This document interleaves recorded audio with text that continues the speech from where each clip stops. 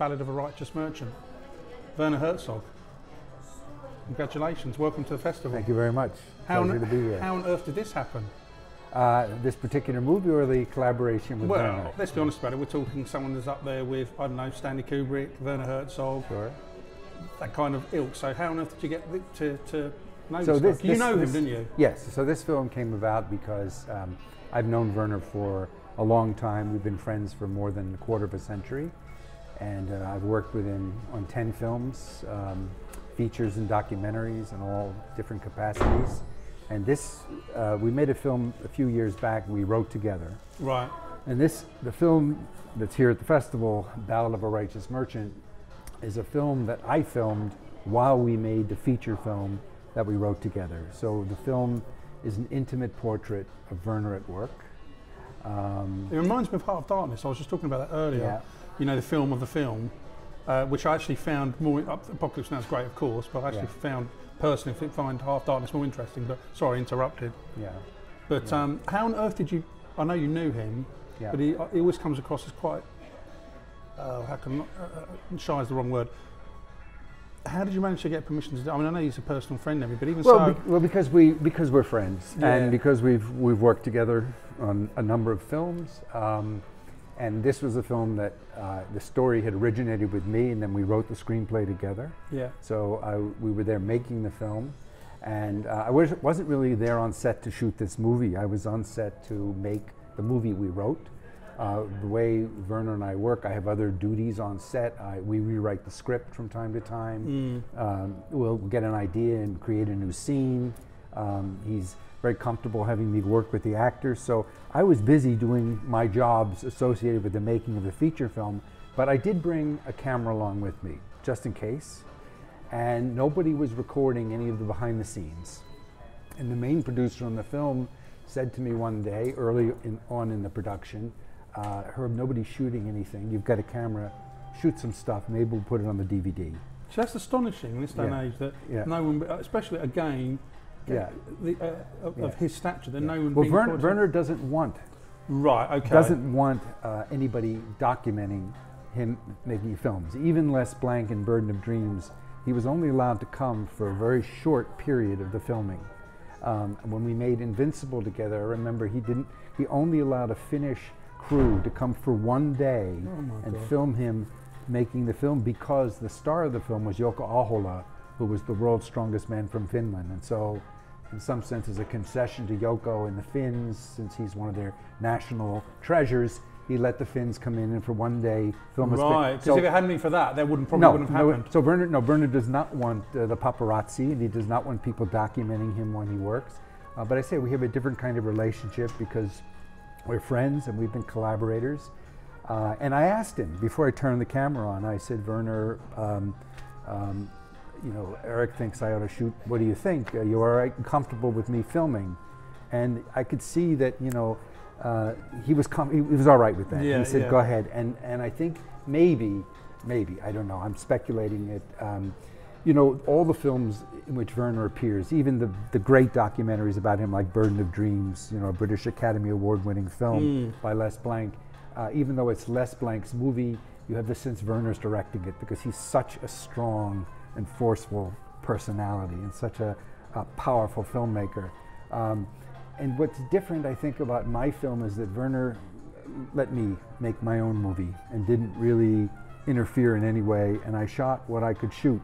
So genuinely hand on heart, you made without any shooting from the hip, basically, because I said I was there to do, I had other duties, like working with actors and writing scripts and rewriting scenes and dialogue, and so when I saw something materializing or shaping up that I thought was potentially interesting, I just shot. Didn't always have time to white balance, didn't always have time to get into the position I would have liked to have been in if it were a shot that I was setting up with the intention of making a documentary. And I had about 13 hours of raw material. Most of it was junk, but in that 13 hours was about an hour of material that I thought could make a very interesting film because it's access to Werner that really only his close friends and collaborators are ever going to be in a position to have, because it's not the epic Herzog of Burden of Dreams. It's not the Vatic Herzog of all the talking head, stuff, where he faces down the camera and talks about the meaning of life. Right. This is something different. This is really seeing Werner at his craft. Werner, the tenderness toward the actors, the interactions with me. And I've found in talking to other filmmakers that have seen the film, they find it very illuminating and inspiring to sort of have this kind of access to one of the great masters of cinema. Yeah, and again, I compare him to Kubrick in terms of, I know, sort of the work ethic. And I was saying to someone that I've spoken to one of Kubrick's cinematographers, and he confirmed what I always knew, that he was the work ethic and is a very hard taskmaster, but obviously brilliant films. And I would imagine, although obviously I don't know either of them, that he's probably, I assume he's very much like that. And so the question I was going to ask is, the kind of, because we all know what's happening in terms of filmmaking now, there's so much corporate control from the bean counters, the money men. Hard to understand how filmmakers can actually exist in that day and age with that level of control. I doubt, this is my personal opinion, that if a Werner Herzog or Kubrick came along now, they would necessarily have the same kind of control. I can't see that happening. What do you think? I think it'd be very difficult today. It'd be a very, very vigorous upstream swim. No matter how good they were. No matter how good they were, yeah, to have that kind of autonomy and control. But the unique thing about Werner is when people, when he made some more commercial films with A-list Hollywood actors, and there'd be articles in the paper that Herzog had sold out. It wasn't that he sold out to Hollywood. Hollywood wanted to buy into Herzog. So he's somehow already an established, iconic filmmaker. But in terms of the atmosphere on the set, I mean, it's interesting that because David Lynch executive produced the movie, which really meant that David read the script. So another great auteur, I guess, is involved in it. Yeah. Well, he read the script, and he liked the script, and so he made it possible for us to get the financing to make the movie. But he never actually came on set, and I think that was out of respect for Werner. This was Werner's show. This was Werner's film. So, but we used a lot of members of the crew who had worked. Like our assistant director was somebody who had worked with Lynch. The main producer was Lynch's business associate and so forth, his partner. What I was told, I've never worked with David Lynch on a picture, that David is very relaxed and likes to joke around on set. Werner is always very focused and very serious, and there's really no levity. He wants the job a done. Disciplined silence maintained at all times, and everything is concentrated and very focused on the job that needs to be done, and he's very clear in his mind about what that job is on any given day. And again, he strikes me, there's me thinking of the directors that have reached that peak, Terrence Malick, for instance, you see. And again, the similarity that you never see interviews with Terrence Malick. I know that stuff's been filmed about Werner Herzog, but again, I'm searching, thinking back. When was the last time I actually saw something with him? And I'm struggling to remember a time, because he seems to keep himself very much. I'm sure you'll allude to this, very much to himself. Right. Well, let's be honest. Most people that are asked, I'm sure he's asked all the time if someone made a document, he turns 99.9% of them down, and that's what you've confirmed. So. What was he actually like? Was he very relaxed? Or what he has done is he gets so many requests that, like he has set up his Rogue Film School, which is a kind of alternative film academy that he runs for 3 days, and you can apply to it. You submit a short film and a writing sample, and he picks 50 people, and they think they're coming to learn about filmmaking, but really Werner's trying to expose them to the habits of mind that facilitate original filmmaking. So instead of teaching them about how he shot this or how he shot that, he encourages them to read the list of the dwarfs in the Nibelungenlied, to read Icelandic epic, to read Virgil's Georgics, to learn how to forge documents, to walk on foot, to pick locks. Yeah, in other words, to sort of expand their imaginative horizons, and so that their films are somehow, vibrantly in touch with real things. And even though you know him very well as a friend, was there any surprises in this when you were making this that you weren't expecting?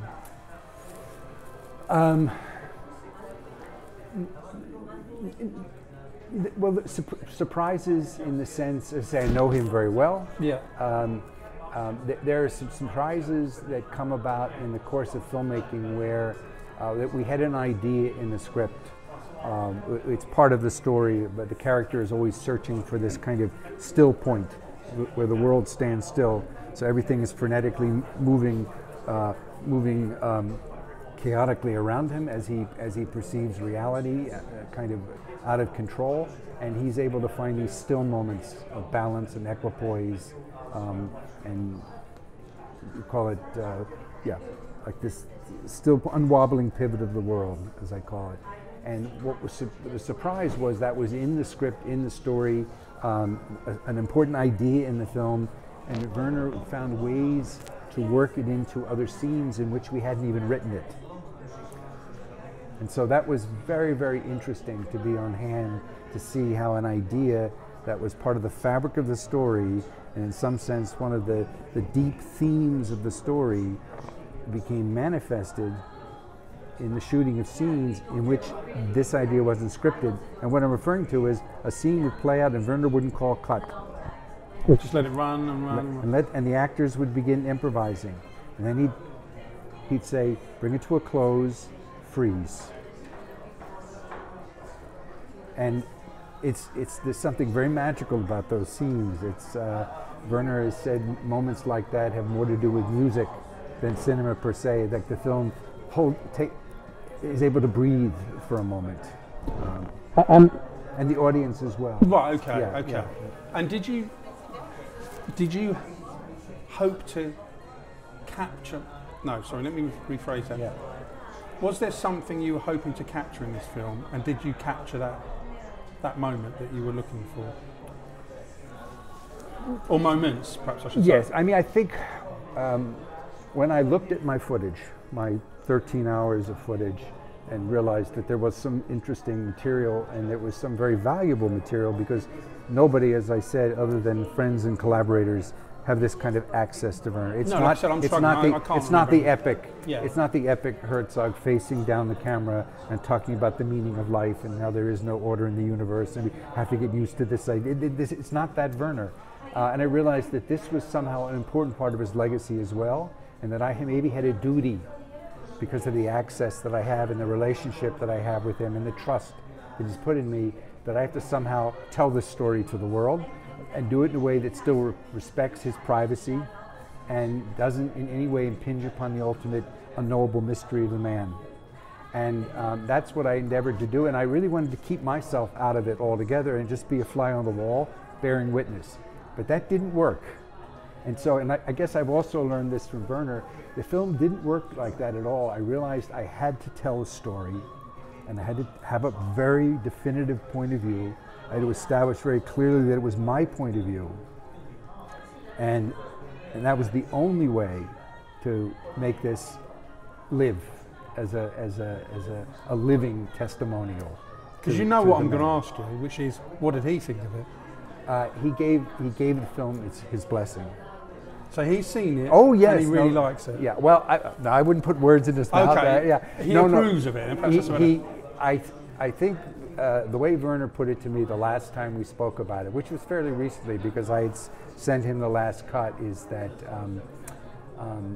he thought I had done the best that could be done with the material I had to work with, that I had made a competent film. And what he meant by that was, and he said that the problems with the film are not anything that could have been corrected, because he said you were there to do a different job, and you weren't setting up shots to make this movie. So you shot when you could. So you weren't always in the position to get the shot you wanted.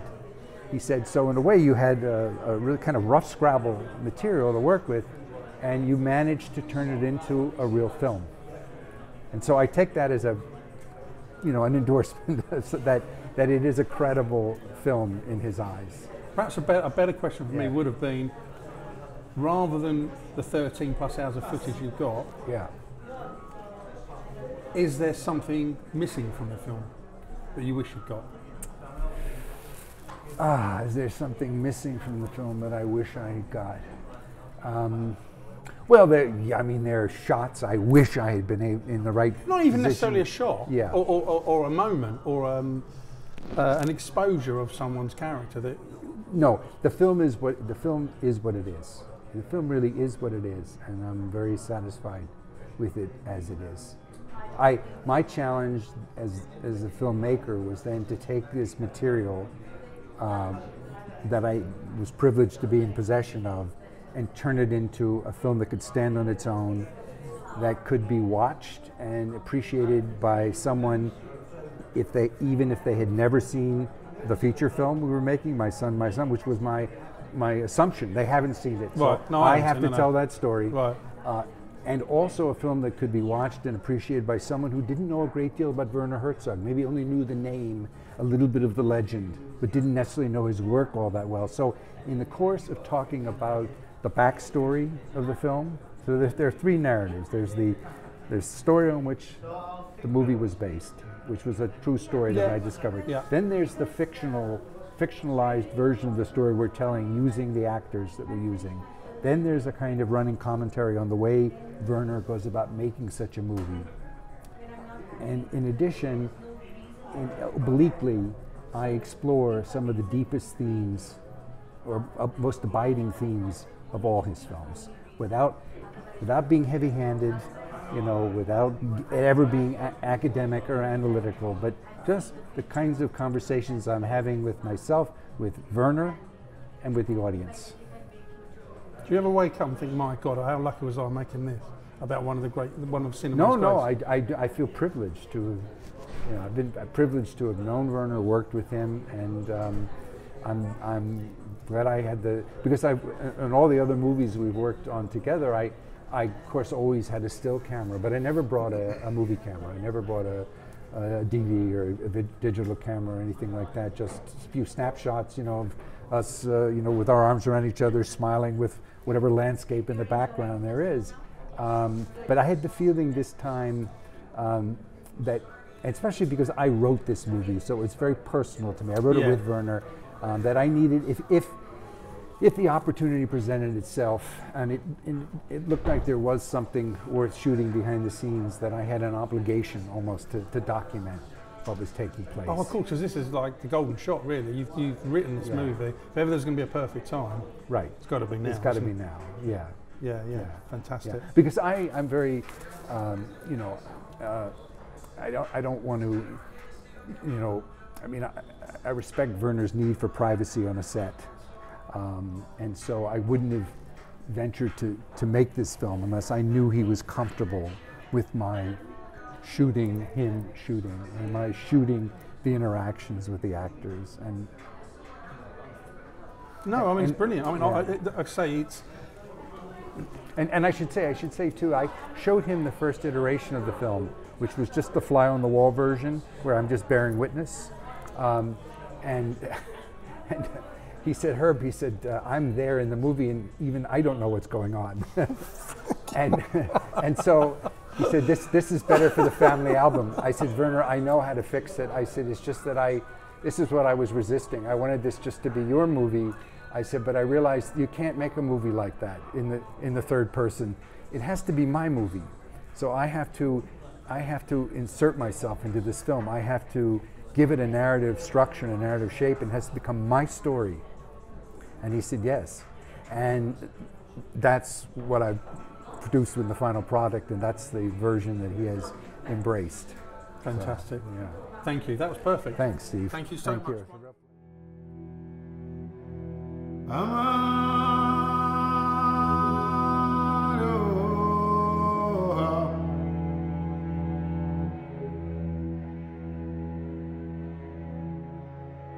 All men dream, but not equally.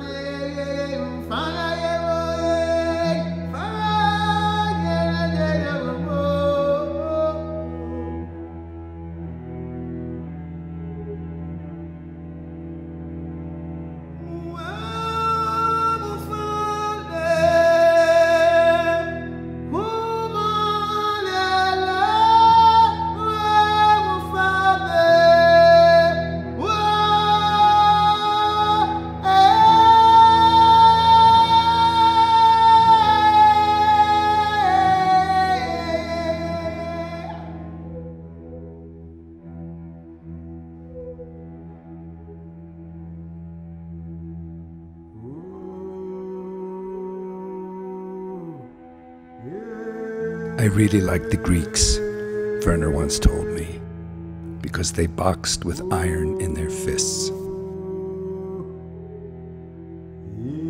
you know what I mean?